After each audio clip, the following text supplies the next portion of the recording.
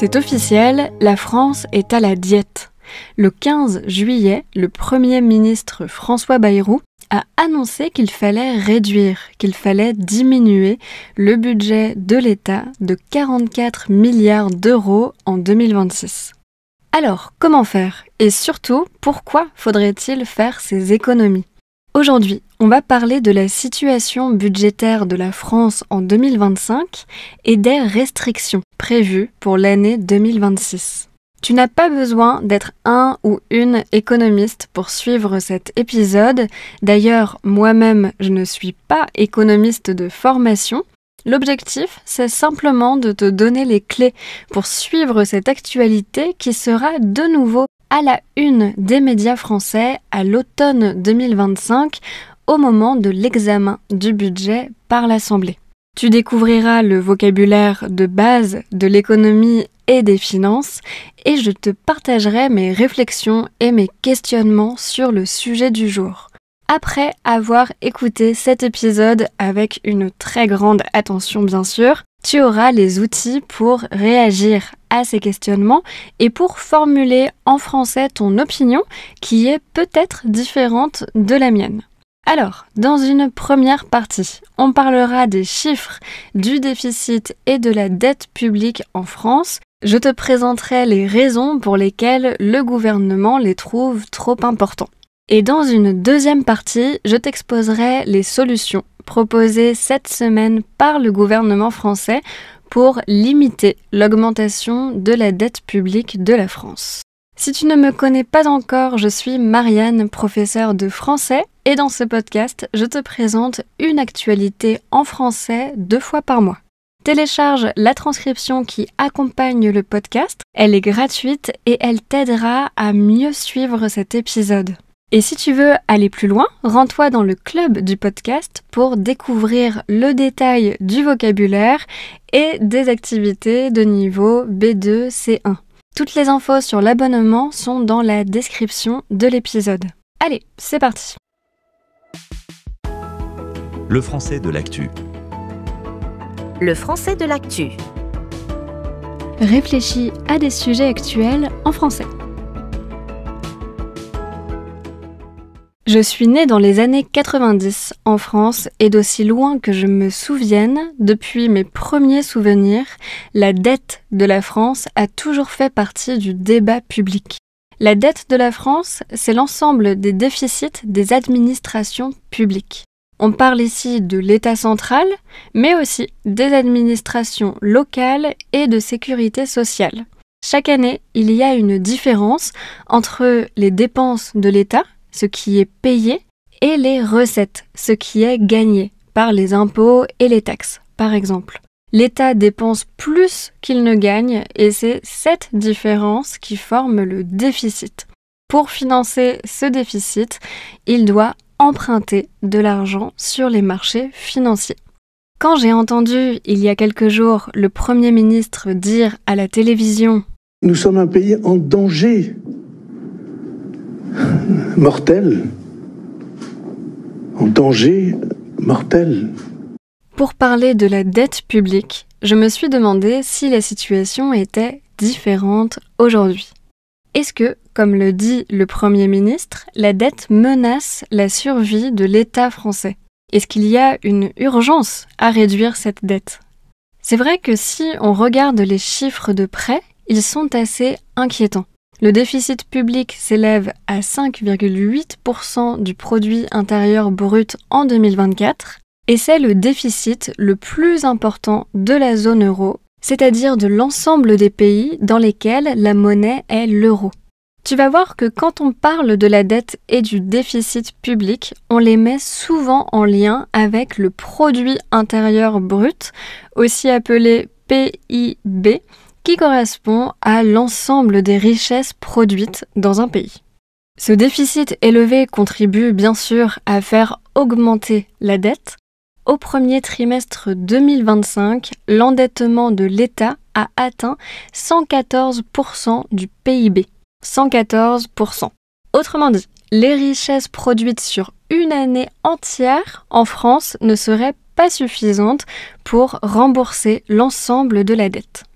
Alors, comment expliquer cette augmentation des déficits publics et de la dette ? C'est principalement du côté des recettes qu'il faut regarder. Il n'y a pas assez d'argent qui rentre dans les caisses de l'État. C'est un constat qui te surprend peut-être parce que la France est connue pour être un pays où les impôts et les taxes sont très élevés. Mais ces derniers temps, la croissance économique est en berne. Elle est faible. Et une croissance plus faible, ça veut dire moins de richesses produites, donc moins de recettes fiscales. Il y a aussi un autre facteur important, la baisse de la fiscalité des entreprises, la baisse des impôts sur les entreprises qu'on observe depuis quelques années. Cette diminution de la pression fiscale faisait partie du programme d'Emmanuel Macron en 2017, puis en 2022. Donc, on a moins de recettes et des dépenses qui continuent d'être importantes. Par rapport à d'autres pays, en France, l'État est assez présent, avec notamment des dépenses de protection sociale élevées. Maintenant qu'on a fait ce constat, on n'a toujours pas répondu à la question qui nous intéresse aujourd'hui. Cette dette qui augmente, est-ce que c'est grave ? Est-ce que c'est un problème qu'il faut régler ? Parfois, quand le sujet de la dette est traité dans les médias, on a l'impression que les déficits sont un problème en soi. Si on dépense plus qu'on ne gagne, c'est un problème. Mais c'est une vision assez simpliste de la situation.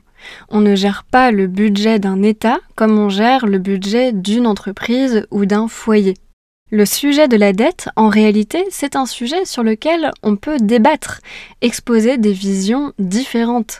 On peut se poser ces questions, par exemple. À quoi sert la dette ? Qu'est-ce qu'elle permet de financer ? Et à partir de quand est-ce qu'on considère qu'un pays est trop endetté ? Voyons plus en détail les différents points de vue sur le sujet.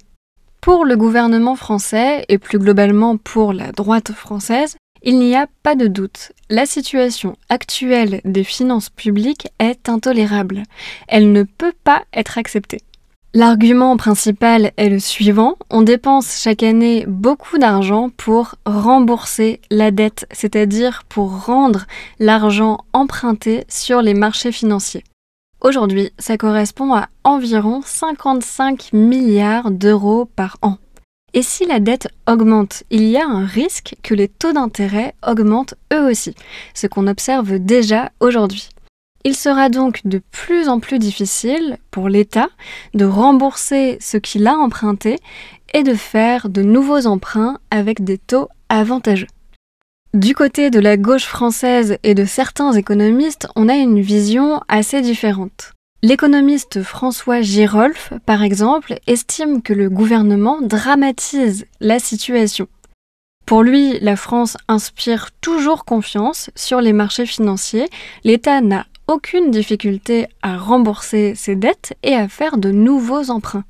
Dans cette vision, la dette est perçue comme une sorte de prétexte, un prétexte qui permettrait en réalité au gouvernement de faire passer un programme politique précis, celui de réduire la place de l'État, de diminuer les prestations sociales et de favoriser le secteur privé.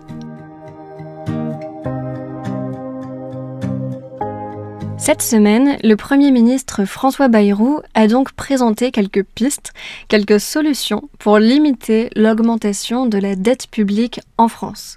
Plus précisément, il a présenté ce qu'on appelle une feuille de route budgétaire.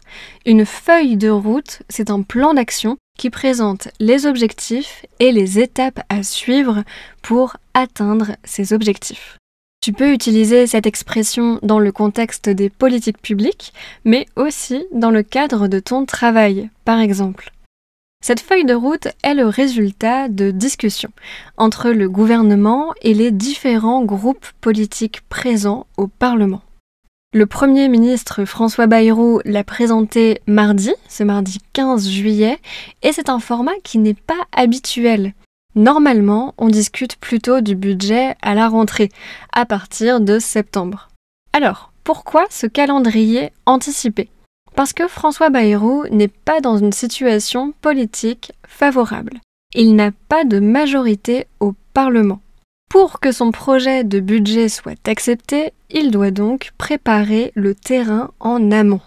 Et cette préparation est d'autant plus nécessaire que les mesures proposées ne sont pas populaires du tout. Le gouvernement souhaite réduire le budget de l'État de près de 44 milliards d'euros. En parallèle, le budget des armées augmentera de 6,5 milliards d'euros sur 2 ans. Le mot d'austérité n'est pas utilisé par le gouvernement, qui préfère parler d'efforts budgétaires ou encore de trajectoire budgétaire responsable, mais ce qui est certain, c'est que l'effort demandé aux Français sera très important. On peut aussi dire que l'addition sera salée. Je t'explique l'origine historique de cette expression dans l'espace abonné. Entrons maintenant dans le détail. Concrètement, que propose le gouvernement pour réduire le déficit public ? Dans un premier temps, il propose de baisser les dépenses publiques ou en tout cas de ralentir leur augmentation. L'année 2026 sera ce qu'on appelle une année blanche. C'est une année dans laquelle aucune prestation et aucune pension de retraite n'augmentera par rapport à 2025. On ne tiendra pas compte de l'inflation. Des efforts seront également attendus dans le domaine de la santé.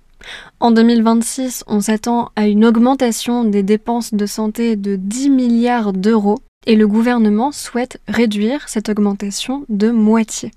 Il prévoit par ailleurs de renforcer la lutte contre la fraude aux impôts et aux prestations sociales et de réformer l'assurance chômage qui permet aux personnes sans emploi de recevoir des indemnités le temps de la recherche d'emploi. Enfin, un fonctionnaire sur 3 qui part à la retraite ne sera pas remplacé et certaines agences étatiques vont être supprimées. Dans un second temps, François Bayrou propose quelques mesures un peu moins nombreuses pour augmenter les recettes de l'État et la productivité des Français.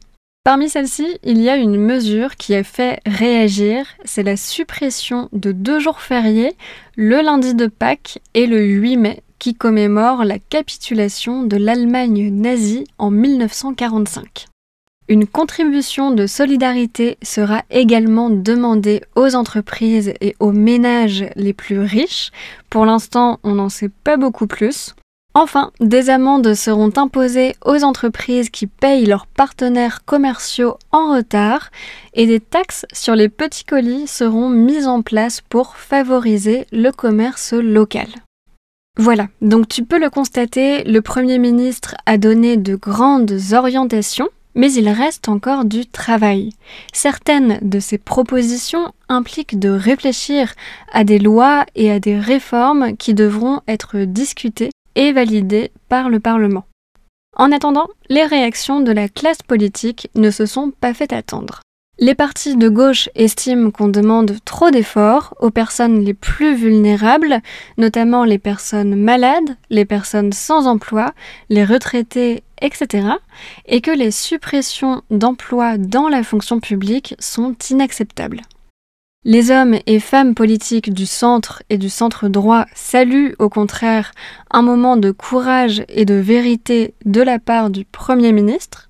À droite de l'échiquier politique, on considère que ce sont les classes moyennes qui vont le plus souffrir de ces économies et que les mesures proposées manquent de justice et de bon sens. Mais globalement, les réactions à droite n'ont pas été très nombreuses et on peut imaginer que c'est parce qu'ils sont d'accord avec une grande partie de ce programme. Enfin, l'extrême droite s'insurge en particulier contre la suppression des jours fériés. S'insurger, ça veut dire s'indigner, manifester son désaccord. Il regrette également qu'aucune économie ne soit faite sur les dépenses liées à l'immigration ou sur, je cite, la bureaucratie à l'hôpital ou dans l'enseignement. Donc, si je résume, les réactions ont été vives et globalement critiques après le discours de François Bayrou. Et, sans surprise, la gauche et l'extrême droite prévoient de censurer le gouvernement si aucune modification n'est apportée à ce projet de budget avant l'automne. Car c'est en automne que l'Assemblée examinera ce projet de budget. D'ici là, tu entendras certainement parler de ce sujet dans les médias français. Et j'espère qu'après avoir écouté cet épisode, tu te sens prêt ou prête à suivre cette actualité. C'est fini pour aujourd'hui, j'espère que cet épisode t'a intéressé, même si je sais que c'est un sujet qui peut paraître un peu difficile, surtout dans une langue étrangère. J'espère que tu as une vision plus claire de ces débats en France et que tu peux aujourd'hui les comparer avec les débats et les discussions qui existent dans ton pays, par exemple. Dans l'espace abonné, je te propose de m'envoyer un message vocal ou un texte court sur cet épisode pour que tu puisses partager ton opinion, utiliser le vocabulaire thématique et recevoir une correction personnalisée. Pour aller plus loin, télécharge la transcription, elle est gratuite et si tu souhaites lire quelques articles, regarde les sources que je te propose en description. Je te remercie d'écouter ce podcast. Si tu souhaites continuer à l'écouter, n'oublie pas de le noter sur les différentes plateformes. Je te dis à dans 2 semaines pour un nouvel épisode sur l'actualité en français. À bientôt!